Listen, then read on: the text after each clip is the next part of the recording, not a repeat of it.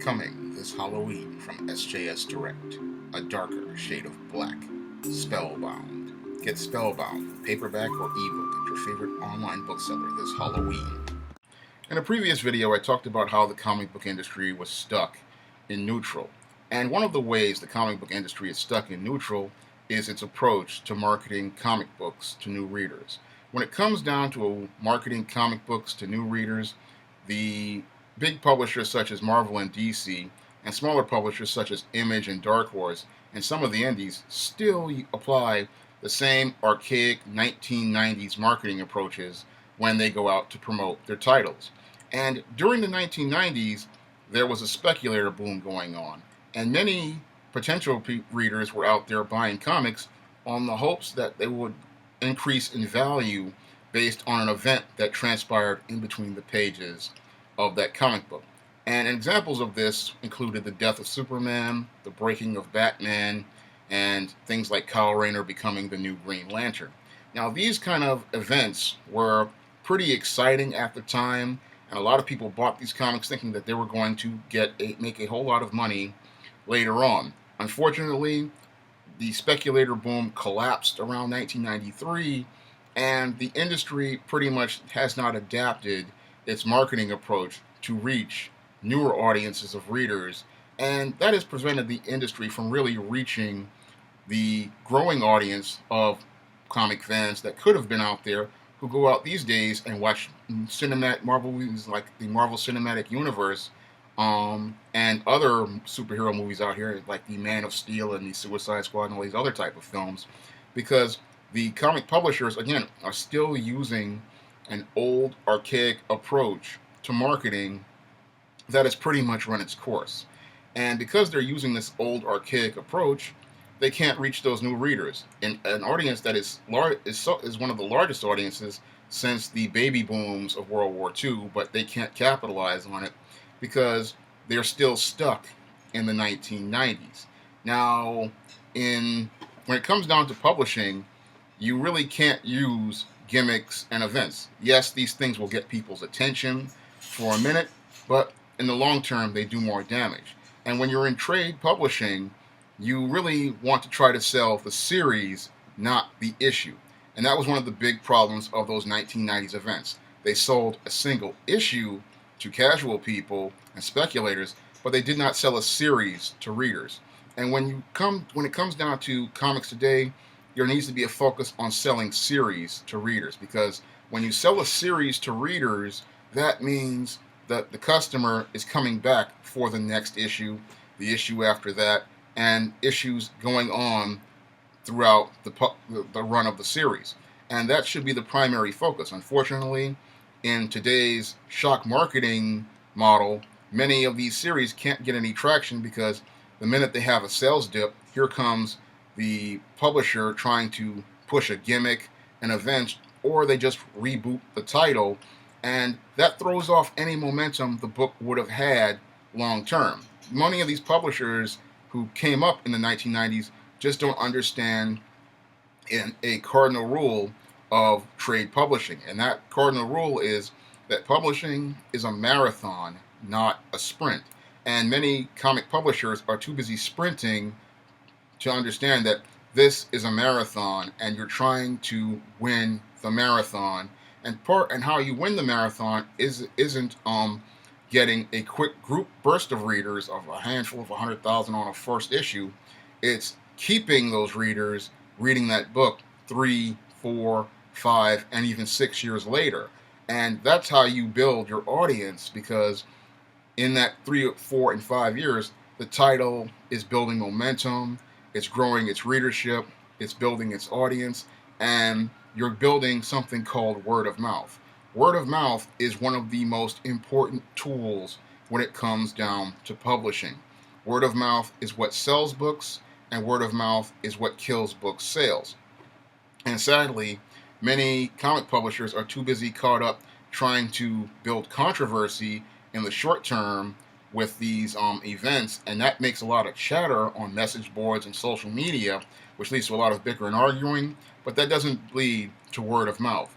Word of mouth is what is built very quietly in among people who are actively reading the title. And word of mouth takes time to build. Again, this may take anywhere from 3 to 4 years to build for a title. In a lot of cases, a lot of publishers don't have the patience to try to build that kind of word of mouth. But you really need to build that word of mouth over time if you want to build a character up and sell a character to readers. And this, again, because publishing is a marathon, a lot of people don't understand how this is a long haul business. And this is not a business for those who want to make the fast dollar. This is a business for those who want to make the long dollar. And they want to build that character's reputation, build that character's audience, and increase that character's readership. And that's something that most comic publishers today just don't know how to do, because a lot of people came up in the 90s and they're still trying to use 1990s approaches, and they're wondering why they're failing, because these 1990s approaches, again, they sell a single issue. They do not sell a series. What sells a series is really good quality stories and really consistently good quality art, and building that word of mouth among readers that gets people talking about a book and then referring it to their friends and then telling their friends about it and then having them to go look for it. Because as they're going to go look for the recent issues and the trade paperbacks on places like Amazon.com and Barnes & Noble, you're going to be increasing your readership, and your audience is going to grow. Unfortunately, today's publishers are still focused, again, on that short, which is that short burst of sales at the comic shop, to really think about the long-term sales among casual readers. And the casual readers are really where the big money is, because, again, these are the people who went out to go see your movies like your Captain America, Civil War, and many of your other superhero movies out here. And these are the people who are going out looking for products to buy after they come out of the theater. Unfortunately, they're not finding any product that is geared towards them, because, again, your trade publishers are marketing products and creating products for comic fans, not casual readers. And the casual reader, again, is where the real money is, because the casual reader is the person who is, again, coming out of the movie theater, coming out of the bookstore, and going to other bookstores looking for product. They're looking to see what this character is like, or if this character is still like what they remember, and they're not finding that. What they're finding is that many of these comics are geared towards shock marketing, towards comic fans, building art, developing controversy. The marketing is developing controversy among comic fans, but it's not about generating interest among casual readers. Casual readers are really where the comic book industry should be going, but I believe many publishers are too afraid to go over there because they're afraid of having to deal with constructive criticism from casual readers and having to listen to those casual readers tell them that there are things wrong with the product, because that's one of the things that led to, I believe, the industry becoming insular back in the 90s. But I look at it, and the publishers really need to start listening to the casual readers, because the casual reader, again, is where the money is. If you cannot appeal to the casual reader, you're not going to be able to expand the industry. Now, the industry has been contracting, again, for over 20 years, and I'm seeing titles like Superman having trouble selling 50,000 units, and that's a really sad thing when you think about it. Superman at one time was selling 5 million copies in the 1940s and the 1950s. These days, he can barely pull 50,000 units, and he's considered the top character in all of comics, and he's struggling.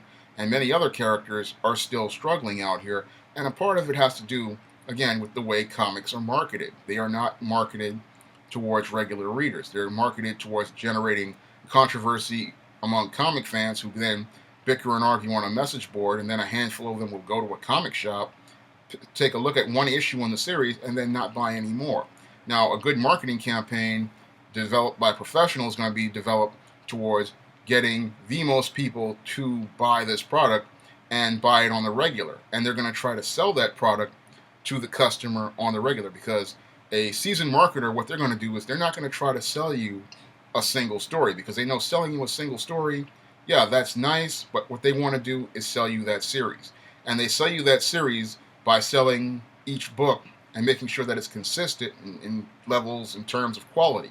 So that's why I can look at Jim Shooter's point that every story is an entry point, because he understood that you're selling a series. And if each story is an entry point and each new reader is having a good experience on the first comic, then they have incentive to go out here and buy the second comic, the third comic, the fourth comic, the fifth comic, the sixth comic, and so on. And because they are having those good experiences with that run, what they're going to do is that they're going to share it with their friends, tell their friends, and that word of mouth is going to allow you to expand your audience. And as that audience expands, they're going to go out and look for not only recent issues, but they're going to go out and look for back issues. And in today's back with the big backlist that a lot of comic publishers have, that's a great opportunity to back sell them backlist titles in trade paperback. Unfortunately, again, I look at the way comics are marketed, and that's one of the things that is impeding the industry's growth.